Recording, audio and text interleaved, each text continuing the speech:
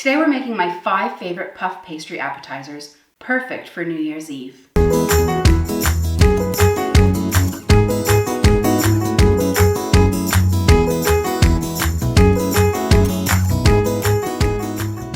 Hi everyone, welcome to Black Cat Kitchen.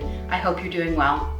Today we're making my top 5 puff pastry appetizers for New Year's Eve or any special occasion or party. We're making this party food because we're stuck in Tier 4 here in the southeast of the UK and we wanted to make our New Year's Eve just a little more special.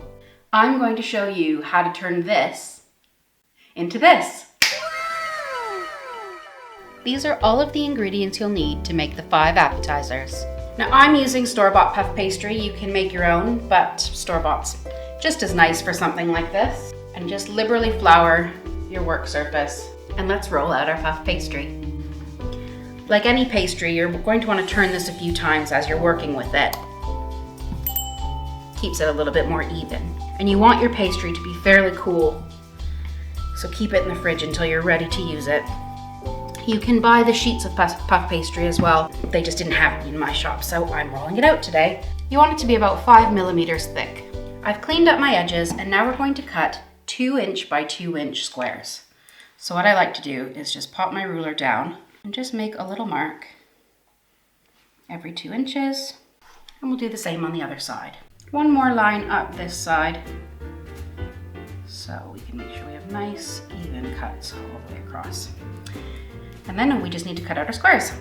I find the pizza cutter the easiest tool to use, but you can use a knife if you haven't got one handy. And there you go, mostly squarish little puffs. We're going to transfer these over to the baking sheet while we prepare our toppings.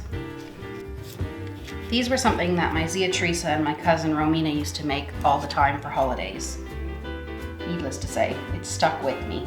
Let's get our oven preheated to 190 degrees centigrade or 375 degrees Fahrenheit.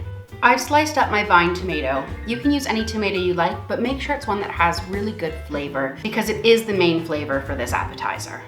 So I like the tomato down in the right-hand corner and just a caper or 2 or 3 on each one in the other corner. The capers add a nice salty brininess to this, so it cuts through that sweetness of the tomato. It's a really nice bite. If you don't think that you like capers, it's worth giving them a try. Sprinkle them generously with flaky sea salt, freshly cracked black pepper, and a good sprinkle of oregano. And into the oven they go.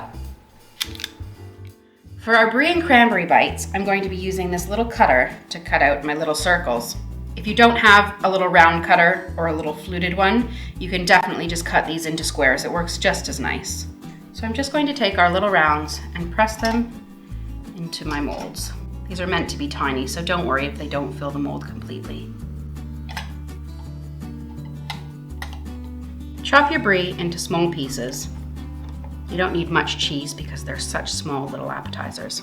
And now we can fill our tarts. I'm going to put a tiny bit of cranberry sauce into the center of each little tart.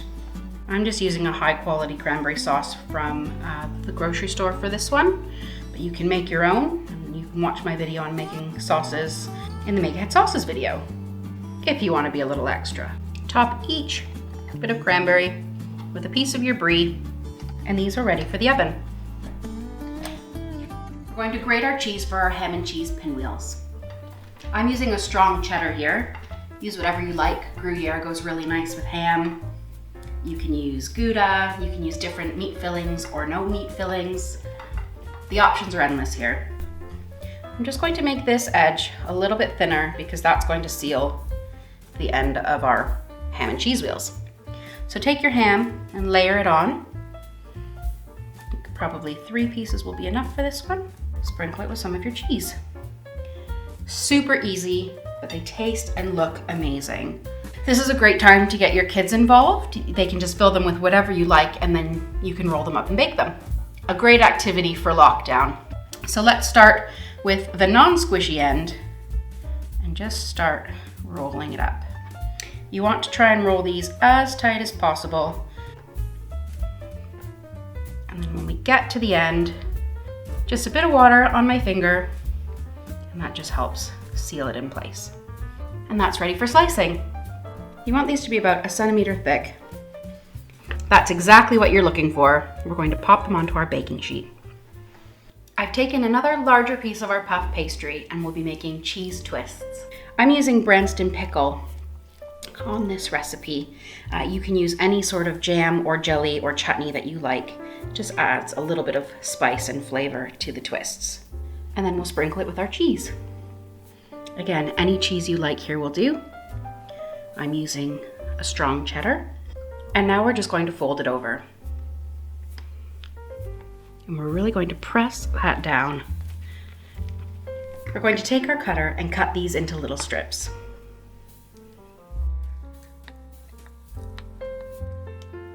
And now for the twist.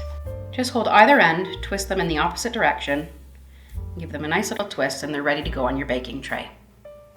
Now on to our mini sausage rolls. You can use any sausage you like, but I'm using pork and Bramley apple.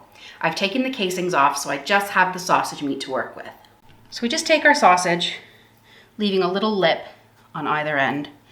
You're just going to make just like a little sausage tube thingy. We're just going to take a bit of our egg wash and run it along that seam that I told you to keep earlier. We're going to pull our pastry over our sausage and just press it down. You want to get all of that air out. You'll want to make sure your edges are really good and sealed, so get some flour on your fork and really push them down. I've egg washed my pastry using an egg yolk mixed with a little bit of water, and now I'm sprinkling with some black sesame. So I'm just going to cut these now, and I think I'll probably get 6 out of this little roll, which is perfect for 2 of us. And then you'll just want to get a knife and vent the top of each one so that steam can come out. These will bake for 25 to 30 minutes. You'll want to make sure your filling is at least 150 degrees Fahrenheit or 65 degrees Celsius to make sure it's completely cooked through.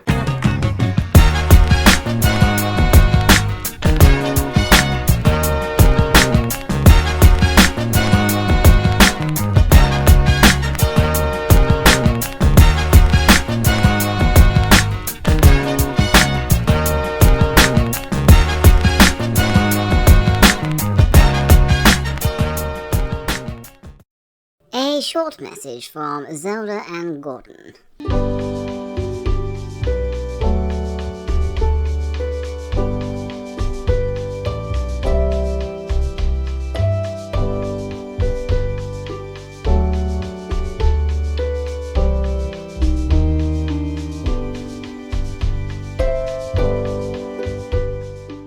Thanks for watching Black Cat Kitchen. Make sure to like and subscribe. We're wishing you a very happy new year.